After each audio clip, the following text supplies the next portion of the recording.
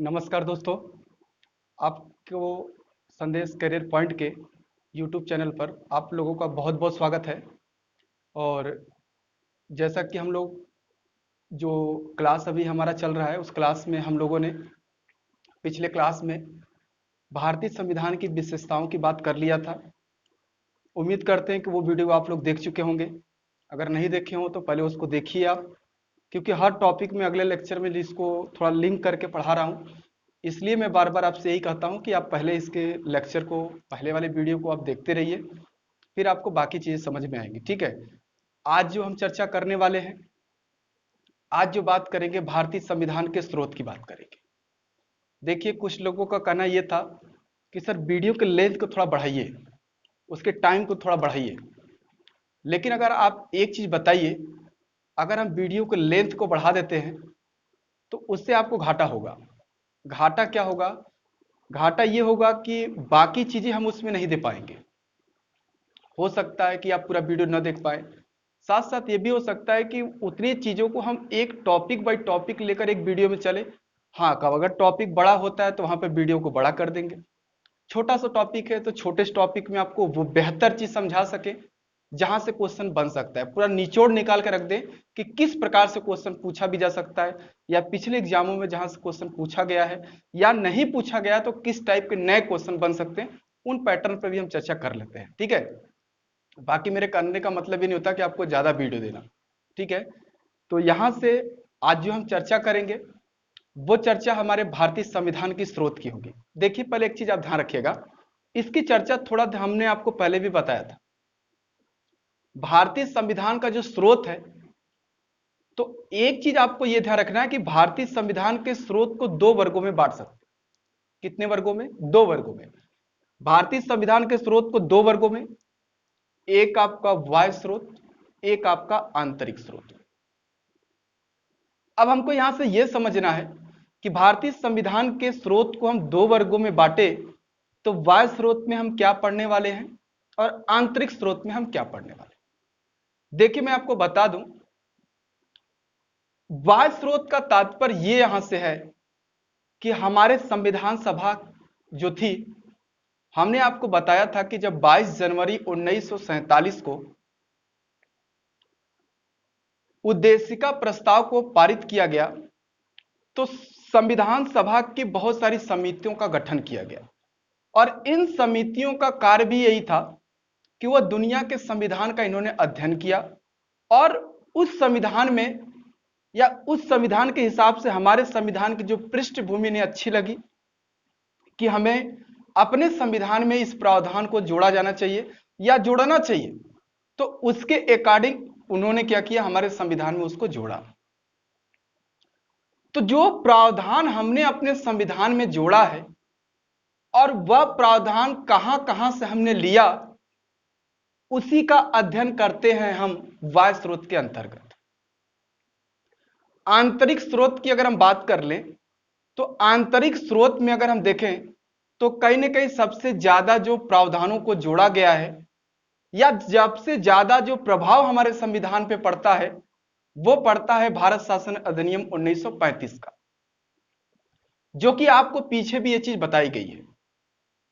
यह हालांकि question paper में कई बार पूछा भी गया है कि भारतीय संविधान पर सबसे गहरा प्रभाव पड़ा, चार विकल्प देता है तो उसमें आपका राइट आंसर होगा भारत परिषद अधिनियम 1935 का। यह बात भी आप थोड़ा ध्यान रखें। ठीक है। चलिए, तो ये आपको चीजें समझ में आ गई कि यहां तक क्या हुआ। तो हमने बाह्य स्रोत भी बता दिया। बाह्य स्रोत के अंतर्गत हमने क्या देखा, तो बाह्य स्रोत के अंतर्गत अलग अलग देशों के संविधान से अलग अलग प्रावधानों को हमने, तो देखिए यहां पे हमने आपको जो बताया वो ये बताया कि बाह्य स्रोत में तो हमने अलग अलग देशों के संविधान से अलग अलग प्रावधानों को ग्रहण कर लिया, और आंतरिक स्रोत में जहां तक हमने बात किया तो वो किसका किया था, 1935 के अधिनियम का किया। मतलब भारत शासन जो अधिनियम था 1935 के अधिनियम से लगभग 200 अनुच्छेद हमारे संविधान में ग्रहण किए गए। तो यहां से हमको यह कॉन्सेप्ट क्लियर हुआ कि भारत के संविधान पे जो सर्वाधिक प्रभाव देखने को मिलता है वो अधिनियम मिलता है आपका 1935 का। जो अधिनियम को हमने, जिस अधिनियम की चर्चा हम कर रहे हैं उस अधिनियम की चर्चा हमने 1935 का जब अधिनियम आपको पढ़ाया था, भारतीय संविधान का विकास, तो उसमें उसको बता दिया है। तो अगर अब आपको वहां से डाउट हो रहा हो कि क्या अधिनियम था, तो वो आप उस वीडियो में जाकर जो भारतीय संविधान का जो संवैधानिक विकास था उसका जो पार्ट 2 था वो देखेंगे तो आपको समझ में आ जाएगा। ठीक है, चलिए इसे स्टार्ट करते हैं और यहां से हम लोग ये देखने की कोशिश करेंगे कि कौन कौन से देशों से हमारे संविधान में क्या क्या प्रावधानों को ग्रहण किया गया। देखिए, किताब से पढ़ने पर आपको एक चीज मिलेगा कि कहीं ना कहीं ये प्रश्न जब पेपर में आ जाता है तो मतलब ये देखने को मिलता है कि बहुत सारे किताबों में दिया है, हालांकि जो जो लिया गया वो तो लिखेगा ही, लेकिन हमको ये समझना है कि जो हमारे पेपर में आता है, अगर हम किताबी भाषा आपको पढ़ा दें तो उसका कोई मतलब नहीं बनता है, क्योंकि वो क्वेश्चन, वो मैं प्रश्न आपके सामने रख रहा हूं, वो कंटेंट आपके सामने रखा जा रहा है कि वो तथ्यों को हम समझने की प्रयास करेंगे या तो वहां से कोशिश करने वाले हैं कि जो हमारे पेपर में सीधे पूछ ले जाते हैं, ज्यादा ना पढ़ना पड़े और कम भी ना पढ़ना पड़े, और इतना हम पढ़ लें कि हमारे पेपर में वो क्वेश्चन वहां से आराम से पूछ लिया गया। अगर इस टॉपिक से क्वेश्चन आएगा तो आप इतना विश्वास मानिए कि आपका क्वेश्चन गलत नहीं होने वाला है। और अभी मैं आपको वीडियो के लास्ट में ये बताऊंगा कि आखिर कैसे हमको याद करना है, इसका तरीका क्या होने वाला है, और उस तरीके को भी हम समझने की कोशिश करेंगे कि कैसे जीएस को हम कैसे आसानी से तैयार कर सकते हैं। ठीक है, चलिए अब देखिए, यहां से अगर भारतीय संविधान के स्रोत में, एक तो पहले आंतरिक स्रोत में 1935 का जो अधिनियम था, 1935 का जो अधिनियम है, उस 1935 के अधिनियम से भी कुछ प्रावधान लिए गए हैं, हालांकि लिया तो ज्यादा गया है, लेकिन क्या प्रश्न यहां से पेपर में बन सकता है उसकी चर्चा थोड़ा कर लेते हैं, जो कि आपके प्रश्न पेपर में आ सकता है। ठीक है, देखिए लिखा है न्यायपालिका, मतलब जुडिशरी। हमारे देश की जो न्यायपालिका है, चाहे वो सर्वोच्च न्यायालय हो, चाहे वो उच्च न्यायालय हो, चाहे वो जिला न्यायालय हो, हमारे देश में पूरे न्यायपालिका का जो स्वरूप हमने लिया है वह 1935 के अधिनियम से लिया है। यह बात आप थोड़ा ध्यान रखें। तो अगर न्यायपालिका पूछे, चाहे उच्च न्यायालय हो, चाहे सर्वोच्च न्यायालय हो, चाहे आपके जिले का जो न्यायालय होता है जिसे आप कचहरी कहते हैं, और उसका जो स्वरूप लिया गया है वो कहां से लिया गया है, तो आपको याद होना चाहिए यह है आपका 1935 का अधिनियम। समझ में आ गया? तो यहां से हमने 1935 के अधिनियम से न्यायपालिका को ले लिया। अगला देखते हैं, सीएजी, कंट्रोलर एडिटर जनरल बोलते हैं, नियंत्रक एवं महालेखा परीक्षक। देखिए, नियंत्रक एवं महालेखा जो परीक्षक होता है, अगर इसकी हम बात करें तो इसका उल्लेख भारतीय संविधान में अनुच्छेद 148 में किया गया है, जिसे भारत के सार्वजनिक धन का संरक्षक कहते हैं। सरकारी खर्च को कैसे कम करना है, कैसे कंट्रोल करना है, तो यह बात आप ध्यान रखिएगा। तो जो सीएजी का पद है वह किस अधिनियम से लिया गया, तो 1935 के अधिनियम से। यह याद रखिएगा, यह प्रश्न पेपर में पूछा गया एसएससी में, तो यह प्रश्न आपसे आ सकता है कि नियंत्रक एवं महालेखा परीक्षक का जो पद सृजन है वो कहां से प्राप्त होता है, तो 1935 के अधिनियम से। दो चीजें समझ गए 1935 से। चलिए, लोक सेवा आयोग, मतलब लोक सेवा जो आयोग है जिसे हम पीएससी बोलते हैं, पब्लिक सर्विस कमीशन, जिसमें आप जानते हैं कि हमारे देश में कहीं ना कहीं ये जो संस्था है अखिल भारतीय जो सेवा है, अखिल भारतीय सेवाओं में आपको पढ़ते हैं 3 तरीके की सेवा होती है, और इस परीक्षा का जो संचालन करने वाली, जो कंडक्ट करने वाली संस्था हमारे देश में एक संवैधानिक संस्था, आपको पता होगा। तो संवैधानिक संस्था अनुच्छेद 315 में इसका उल्लेख भी मिलता है, वो संघ लोक सेवा आयोग है, जिसके माध्यम से हमारे देश के आईएएस आते हैं, आईपीएस आते हैं और आईएफएस आते हैं। ठीक है, तो ये जो लोक सेवा आयोग का प्रावधान किया गया था, ये लोक सेवा आयोग जब आया था तो लोक सेवा आयोग का जो प्रावधान हमें मिला है वह किस अधिनियम से मिला है, तो इसका राइट आंसर क्या होगा, 1935 के अधिनियम से। बस आपको दिमाग में रख लेना है 1935 का अधिनियम, न्यायपालिका, सीएजी, और साथ साथ क्या हो जाएगा, लोक सेवा आयोग, ऐसे याद करो। ठीक है, चलिए, तो ये तो था आंतरिक स्रोत के अंतर्गत। अब बाह्य स्रोत की बात करें तो हमने अभी आपको बताया कि बाह्य स्रोत के अंतर्गत हमारे संविधान में हमने अलग अलग देशों के संविधान से अलग अलग प्रावधानों को ग्रहण किया, जो हमारे संविधान की आवश्यकता या अपने संविधान की प्रमुखता को ध्यान में रखकर हमने अलग अलग देशों से जो उस संविधान में हमें अच्छा लगा कि नहीं, हमारे संविधान सभा के सदस्यों को जो अच्छा लगा कि कहीं ना कहीं अगर हमारे संविधान में होगा तो बहुत ही अच्छा होगा, तो उसको दृष्टि उन्होंने ध्यान में रखकर हमारे संविधान में उन्होंने क्या कर लिया, ग्रहण कर लिया। तो अगर हम विदेशी स्रोत में बात करें तो सबसे पहले ब्रिटेन को पढ़ लेते हैं। ब्रिटेन का अगर बात करें तो संविधान की जननी ही कहा जाता है ब्रिटेन के संविधान को। ब्रिटेन के संविधान का सबसे ज्यादा अगर अन्य देशों की तुलना में देखें तो प्रभाव देखने को मिलता है। ऐसा कारण क्या है? ऐसा कारण यह है कि भारत पहले ब्रिटेन का ही गुलाम रहा है, तो इस माध्यम से उनसे हमने बाकी सारी चीजें को क्या किया, ग्रहण किया है। तो क्या क्या ग्रहण किया है और उसका तात्पर्य क्या होता है, इसको आइए देखते हैं।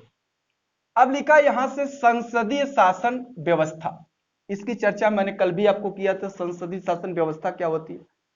मतलब कहीं ना कहीं संसद के द्वारा हमारे देश की व्यवस्था संचालित होती है, और साथ साथ संसद में जो लोकसभा राज्यसभा का जो स्वरूप पूरा है, लोकसभा ले लीजिए, राज्यसभा ले लीजिए, ये जो प्रावधान है ये हमने ब्रिटेन के संविधान से लिया है। उसके बाद लिखा है संसदीय विशेषाधिकार।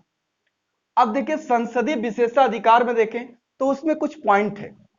संसदीय विशेषाधिकार का मतलब यह है कि कहीं ना कहीं कुछ सांसदों को छूट दी गई है, उनको गिरफ्तारी से लेकर अगर बाई लक कोई सांसद बिना बताए 60 दिन तक अनुपस्थित रहता है तो उसकी सदस्यता समाप्त कर सकते हैं।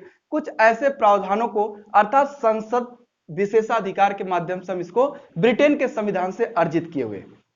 इसके बाद अगर हम बात करें तो विधि का शासन, अर्थात हमारे देश में संसद जो होगी वो जो विधि बनाएगी, कानून बनाएगी, उसी के माध्यम से हमारे देश की शासन व्यवस्था संचालित होगी। ये हमने कहां से लिया है? ब्रिटेन से। तो अभी हमने आपको क्या बताया? संसदीय शासन व्यवस्था, संसदीय विशेषाधिकार और विधि का शासन। इसके बाद बात करें एकल नागरिकता। एकल नागरिकता भी कल बताया था कि एकल नागरिकता का जो प्रावधान है, अगर हम बात करें तो एकल जो नागरिकता है वो हमने आपको बताया कि अगर किसी भी देश में एकल नागरिकता, जैसे हमारे देश में है, तो हमें केवल इंडिया की नागरिकता प्राप्त है। अगर हमारे देश में दोहरी नागरिकता होती तो एक आपको अपने देश अर्थात इंडिया की नागरिकता दी जाती और दूसरा किसकी नागरिकता दी जाती? जिस स्टेट में आप रहते हैं। अगर यूपी में रहते हैं तो यूपी की, बिहार में रहते हैं तो बिहार की, एमपी में रहते हैं तो एमपी की, इस तरह की नागरिकता दी जाती। ठीक है, तो हमारे देश में जो एकल नागरिकता का जो स्वरूप हमने लिया है वह किस देश से लिया है? तो ब्रिटेन के संविधान से। समझ में आया? इसके बाद मंत्री परिषद की व्यवस्था। मंत्री परिषद की अगर हम बात कर लेते हैं तो आपको मालूम होगा कि जो हमारी मंत्री परिषद है, तो संघीय मंत्री परिषद एक होती है, जिसमें आपको पता है कि मंत्री 3 प्रकार के होते हैं, कैबिनेट मंत्री, राज्य मंत्री, उप मंत्री। तो तीनों प्रकार के जो मंत्री होते हैं, साथ साथ मुख्यमंत्री भी इसका मुखिया होता है, सॉरी प्रधानमंत्री। संघीय मंत्री परिषद का नेता प्रधानमंत्री होता है, और जिसकी सहायता से प्रधानमंत्री अपने कोई भी निर्णय लेता है। जैसे आप पढ़ते हैं रक्षा मंत्री, स्वास्थ्य मंत्री, विदेश मंत्री, सड़क परिवहन मंत्री, तो ये मानव संसाधन मंत्री, तो ये सभी जो मंत्री होते हैं ये कैबिनेट मंत्री होते हैं। इनकी सहायता के लिए इनके नीचे राज्य मंत्री होते हैं, और उनकी सहायता के लिए नीचे क्या होते हैं? उप मंत्री होते हैं। और इन्हीं तीनों प्रकार के मंत्रियों को मिलाकर बनता है क्या? मंत्री परिषद। तो मंत्री परिषद की जो व्यवस्था है हमने किस देश से लिया है? तो यह ध्यान रखिएगा, कहां से लिया है? ब्रिटेन से लिया। तो समझ में आ गया होगा, ब्रिटेन के संविधान से हमने क्या क्या ले लिया? संसदीय शासन व्यवस्था, संसदीय विशेषाधिकार, विधि का शासन, एकल नागरिकता और मंत्री परिषद की व्यवस्था। ठीक है, चलिए, तो ये आपका 2 पॉइंट कंप्लीट हुआ। तीसरे पॉइंट की बात करें, अमेरिका का संविधान। देखिए, मूल अधिकार, फंडामेंटल राइट्स, मूल अधिकार की बात करें या मौलिक अधिकार, एक ही बात होती है। आपको पता है कि हमारे देश में सबसे पहले मूल अधिकारों की जो मांग की गई थी वो की गई थी 1931 के कांग्रेस के कराची अधिवेशन में, जिसकी मांग किया था सरदार वल्लभ भाई पटेल ने। अब हमने अमेरिका के संविधान से मूल अधिकार को ग्रहण किया, जो कि मैं आपको लास्ट वीडियो में बताया भी था कि भारतीय संविधान के प्रारंभ में इसमें कुल 7 मौलिक अधिकार थे, जिन्हें कम कर कितना कर दिया गया? तो ध्यान रखिएगा, एक घटा दिया गया। 44वें संविधान संशोधन के तहत संपत्ति के अधिकार को हटा दिया गया। तो अब वर्तमान में 6 मौलिक अधिकार हैं, और ये जो मौलिक अधिकार हैं वो हमें किस देश से प्राप्त हुआ है? तो ये भी आपको याद रखना है कि कहां से, अमेरिका के संविधान से, अर्थात यूएसए के संविधान से। न्यायिक पुनरावलोकन, न्यायिक पुनरावलोकन के लिए याद रखिएगा ये अनुच्छेद 137 यूपी पीसीएस का क्वेश्चन ध्यान रखिएगा, 2015 में पूछा गया क्वेश्चन ये। न्यायिक पुनरावलोकन की बात करें, सुप्रीम कोर्ट अपने कहीं ना कहीं अगर पुनरावलोकन कर सकता है, मतलब सुप्रीम कोर्ट जो हमारे सर्वोच्च न्यायालय है वो अपने खुद के दिए गए फैसले पर विचार विमर्श कर सकता है, और अगर चाहे तो उसको बदल भी सकता है। जैसे आपको फैसला दिया गया, तो अभी आपने देखा होगा शिक्षा मित्रों के लिए जो सुप्रीम कोर्ट ने फैसला दिया था, तो वो पुनर्विचार याचिका दायर करने वाले थे, लेकिन लोगों ने नहीं किया। अब ये पुनर्विचार याचिका क्या होती है, तो उस पर यह कहा जाता है कि हम माननीय सुप्रीम कोर्ट से यह दरख्वास्त करते हैं कि इस पर कई अगर संविधान में गुंजाइश हो तो हमारी समस्याओं को ध्यान में रखते हुए इस पर पुनर्विचार किया जाए। ठीक है, तो इस पर क्या बात हुआ, तो कहीं ना कहीं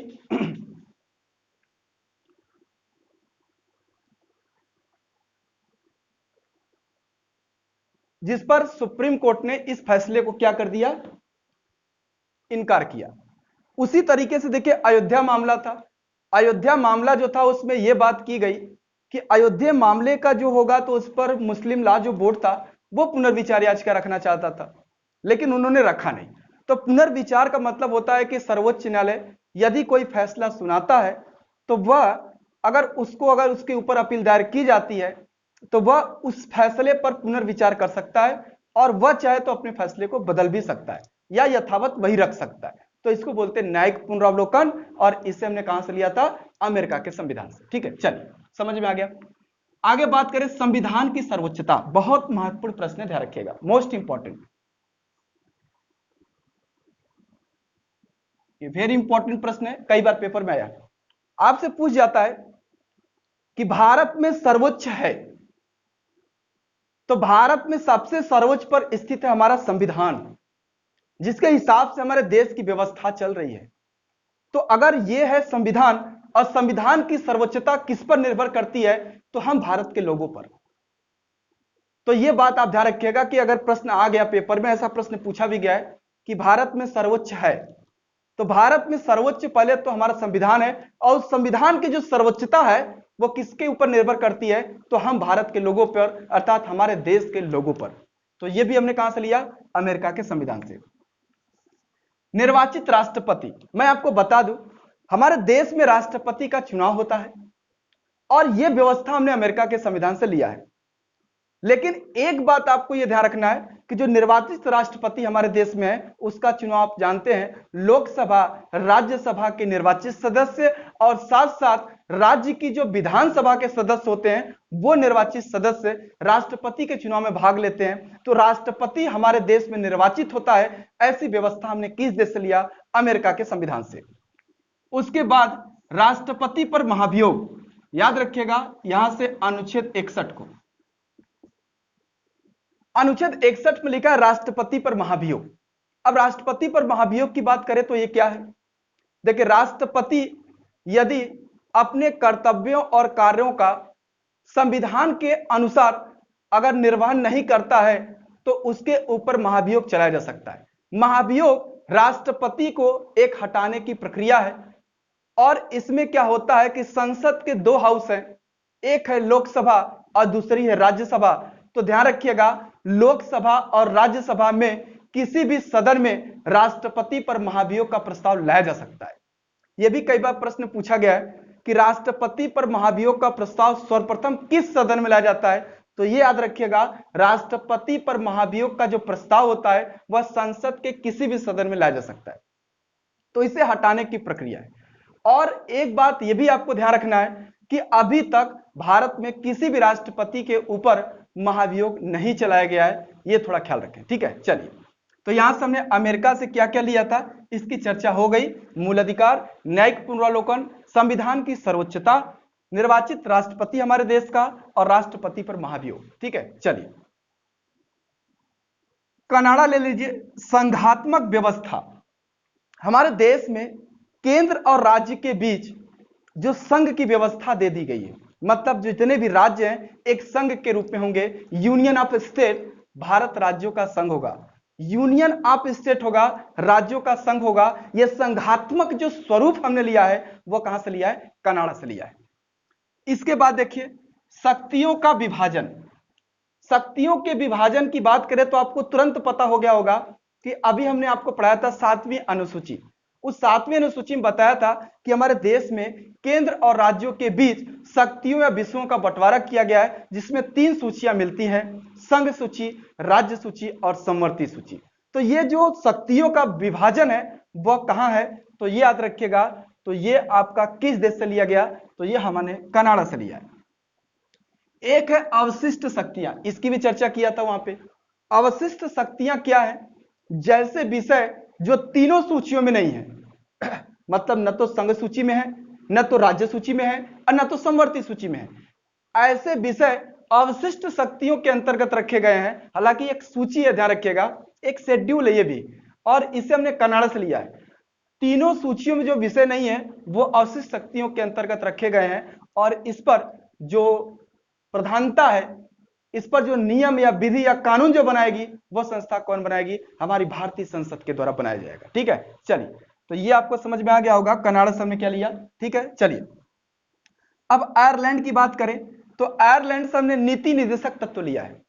आपको बताया गया था कि जो नीति निर्देशक तत्व है नीति निर्देशक तत्व direct principle of state policy, इसका मतलब यह है कि यहां पे राज्य को यह दिया गया है कि राज्य अगर एक लोक कल्याणकारी राज्य की स्थापना करना चाहती है तो उसे भारतीय संविधान का जो भाग 4 है, अर्थात नीति निर्देशक जो तत्व हैं जिनका उल्लेख भारतीय संविधान में अनुच्छेद 36 से 51 के अंतर्गत किया गया है, उनको ध्यान में रखकर वो राज्य में कार्य करे।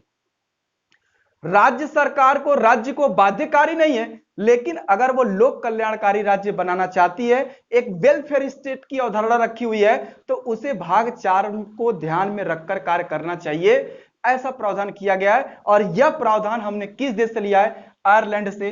कई बार पेपर में पूछा गया है, तो यह भी आप ध्यान रखें। अगला है राज्यसभा में मनोनयन। अभी आपको पता है कि यह प्रश्न बीएड एंट्रेंस एग्जाम में भी लिया गया था।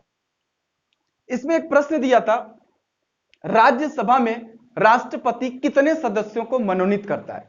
तो यह प्रश्न था, तो आपका राइट आंसर होगा 12 सदस्यों को राष्ट्रपति के द्वारा राज्यसभा में मनोनयन किया जाता है, जिसमें साहित्य, कला, विज्ञान और समाज सेवा या सहकारिता के क्षेत्र से ऐसे 12 सदस्यों को राष्ट्रपति मनोनीत करता है जो देश के लिए विशेष योगदान दिए होते हैं। अब बात आती है कि क्या 12 सदस्य जो 4 क्षेत्र हम बता रहे हैं, मतलब साहित्य, कला, विज्ञान, समाज सेवा, इसमें क्या 3-3 होंगे क्या? देखिए हमारे संविधान में यहां पर ऐसा कोई प्रावधान नहीं है। राष्ट्रपति चाहे तो 12 का 12 साहित्य से मनोनीत कर दे, राष्ट्रपति चाहे 12 का 12 कला से कर दे, 12 का 12 विज्ञान से कर दे, या 12 का 12 आपका समाज सेवा या सहकारिता से कर सकता है। अब यहां पे वो चाहे तो 6 कर दे, किसी भी तरीके से कर सकता है, ऐसा कोई बाउंडेशन उसके पास नहीं है कि वो 3-3 करेगा, 4-4 करेगा या 1-1, 2-2 करेगा। मतलब वो कुल मिलाकर 12 करेगा और 12 4 क्षेत्रों से आना चाहिए। तो ये जो मनोनयन का अधिकार दिया गया राष्ट्रपति को, वो किस देश से लिया गया था? तो ये था आपका आयरलैंड के संविधान से। ये बात भी थोड़ा ख्याल रखें। ठीक है, चलिए, तो ये आपको समझ में आ गया कि राज्यसभा में जो 12 मनोनीत किए जाते हैं, ध्यान रखिएगा अनुच्छेद 80(4) के तहत, तो ये राष्ट्रपति जो मनोनीत करता है वो 12 सदस्यों को मनोनीत करता है। तो ये 12 जो सदस्य मनोनीत होते हैं, यह ऐसा प्रावधान हमने किस देश से लिया है? आयरलैंड के संविधान से। अब देखिए दक्षिण अफ्रीका। दक्षिण अफ्रीका जो कि बहुत बार पूछा गया है, अनुच्छेद 368।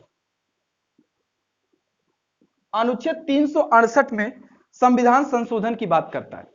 इसमें यह कहा जाता है कि अनुच्छेद 368 का तात्पर्य यह है कि ये तो समझ लीजिए कि पेपर में कई बार पूछा भी गया है। 368 में यह लिखा गया है कि संविधान में संशोधन करने की जो शक्ति होगी वो हमारी भारतीय संसद को प्राप्त है। अर्थात संसद चाहे तो संविधान में संशोधन कर सकती है, और संशोधन की प्रक्रिया भी मैंने आपको पीछे बताया था। तो संविधान संशोधन की प्रक्रिया हमने किस देश से लिया? तो ये आपको ध्यान रखना है, अनुच्छेद 368 के तहत।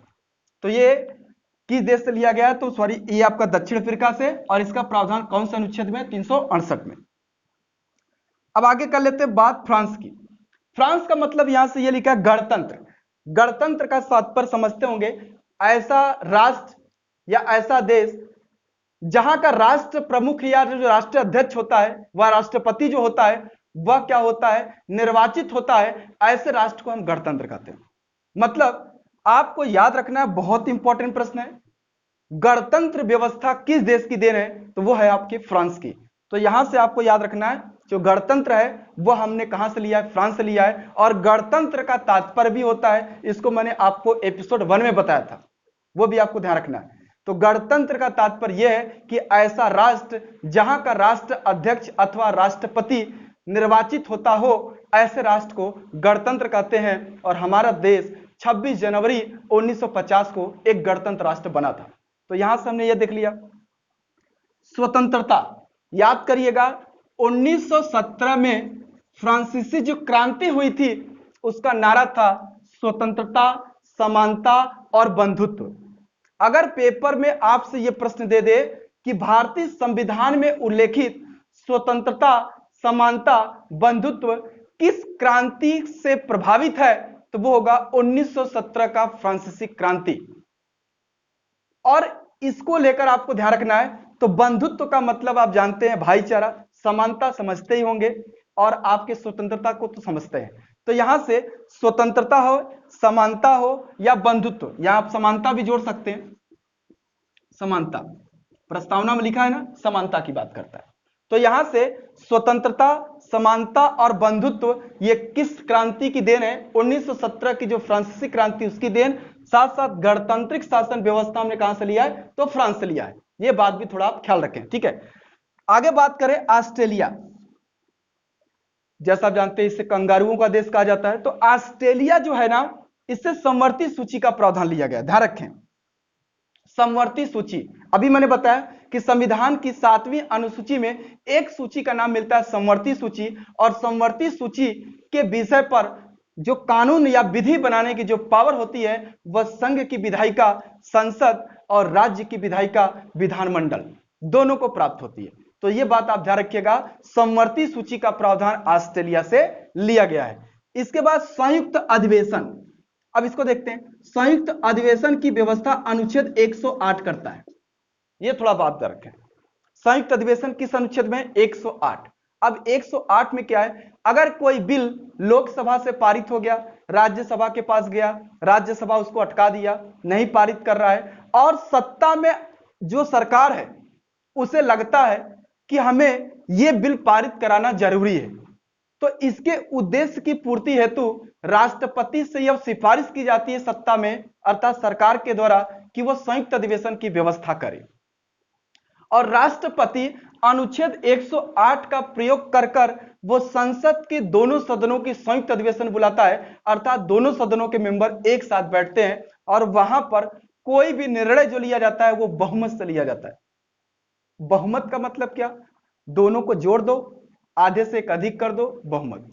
आप जानते हो तो पक्ष किसके पक्ष में जाएगा, निर्णय लोकसभा के। क्यों, क्योंकि 545 मेंबर तो लोकसभा के हैं, 245 मेंबर राज्यसभा के, तो 790 हो गए। उस तरीके से आप इसको निकाल सकते हैं, उसके पक्ष में निर्णय जाता है।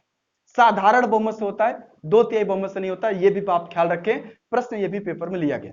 अब यह भी प्रश्न बन सकता है कि अगर संयुक्त अधिवेशन बुलाया जाता है तो बुलाता कौन है, तो राष्ट्रपति बुलाता है, और उसकी अध्यक्षता कौन करता है, तो ये आप ख्याल रखें, लोकसभा का अध्यक्ष करता है, ठीक है।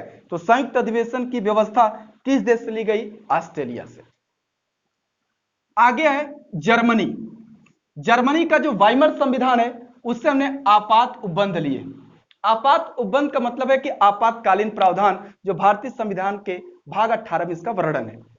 याद रखिए अनुच्छेद 352, जिसमें आप राष्ट्रीय आपातकाल की बात करते हैं, जो कि अभी आपको पता है कि अभी कितनी बार लगाया जा चुका है, 3 बार लगा है, यह भी आ सकता है क्वेश्चन।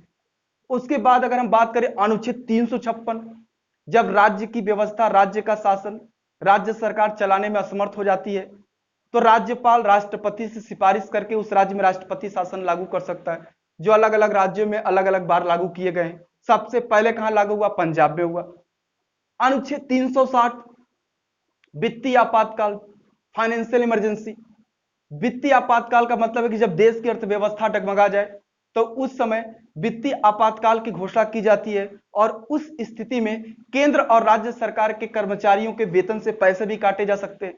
तो ये वित्तीय आपातकाल हो गया। तो ये वित्तीय आपातकाल अभी एक बार भी नहीं लगा है, ये बात भी आप ख्याल रखें। तो यहां से 3 प्रकार के आपातकाल जो हमने लिया है, तो उसमें आपको ध्यान रखिएगा जो आपात उपबंध की व्यवस्था करता है यह हमने किस देश से लिया, तो वो लिया आपके जर्मनी के संविधान से। इसके नीचे एक पॉइंट लिखा, थोड़ा ध्यान देना, मौलिक अधिकार पर प्रतिबंध। इसका मतलब समझो, इसका मतलब यह है कि यदि जब देश में आपातकाल लागू हो तो उस समय राष्ट्रपति को यह अधिकार दिया गया है कि वह मौलिक अधिकारों को प्रतिबंधित कर सकता है। जैसे फॉर एग्जांपल ले लो, किसी देश से युद्ध हो गया, अब आपको स्वतंत्रता का अधिकार है, घूमने टहलने की स्वतंत्रता है, अभिव्यक्ति की स्वतंत्रता है, बोलने की स्वतंत्रता है, संघ बनाने की स्वतंत्रता है, सम्मेलन करने की स्वतंत्रता है। तो सरकार अर्थात जो राष्ट्रपति है वह कहीं ना कहीं व्यक्ति के मौलिक अधिकारों को प्रतिबंधित कर सकता है। तो वो विशिष्ट आपातकाल के समय राष्ट्रपति को अधिकार दिया गया है कि वो मौलिक अधिकारों को क्या कर सकता है, प्रतिबंधित कर सकता है या प्रतिबंध लगा सकता है। तो वो कहां से लिया गया, जर्मनी के संविधान से। यहां तक समझ में आ गया। चलिए लास्ट पॉइंट की बात करें, सोवियत संघ रूस। देखिए यहां पे आपके मन में प्रश्न बन रहा होगा कि सर आप सोवियत संघ रूस क्यों बोल रहे हैं, आपको रूस कहना चाहिए। मैं आपको बता दूं, सोवियत संघ एक यूनियन था जिसका विघटन 1991 में हुआ और इसमें से 15 देश स्वतंत्र हुए, उसमें से एक देश अलग से बना, रूस। तो जब सोवियत संघ था उस समय हमने इसको लिया था।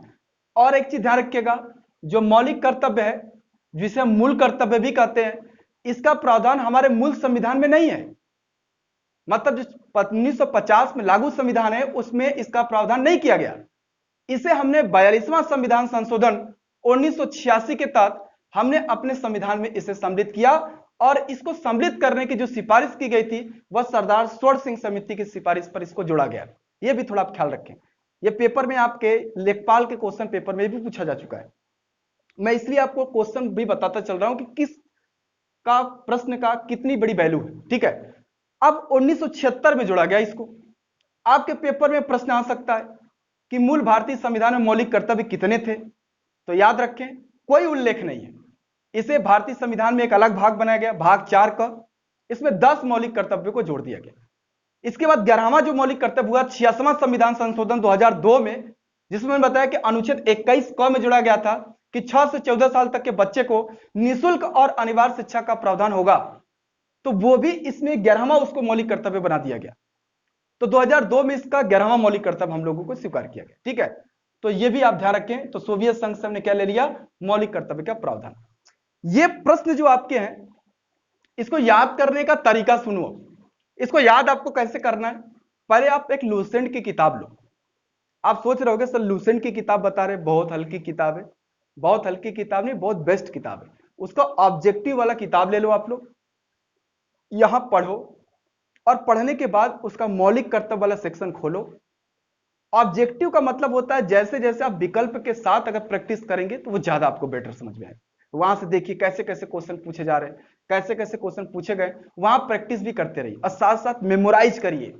मेमोराइज करने का मतलब यह है कि आप जो चीज याद कर रहे हैं उसे याद करने के बाद उसको मेमोराइज आपस से प्रश्न पूछिए, अपने स्वयं से प्रश्न पूछिए। अमेरिका से क्या क्या लिया गया, दिमाग में उसको तुरंत फिट करिए। ब्रिटेन से क्या क्या लिया गया, आयरलैंड से क्या क्या लिया गया, जर्मनी से क्या क्या लिया गया, उसको मेमोराइज जितना ज्यादा आप करेंगे उतना ज्यादा आपको याद रहेगा। देखिए सुनने से ज्यादा आप मेमोराइज करते रहेंगे, वो जैसे जैसे आप मेमोराइज करेंगे वो चीजें जल्दी नहीं भूलती। ठीक है, तो उम्मीद करते हैं कि वीडियो आपको अच्छा लगा होगा। ठीक है, और अच्छा लगेगा तो आप लोग जरूर कमेंट करिएगा और किसी भी प्रकार की प्रॉब्लम होती है तो आप अपने सुझाव जरूर दीजिएगा। ठीक है, चलिए बहुत बहुत धन्यवाद।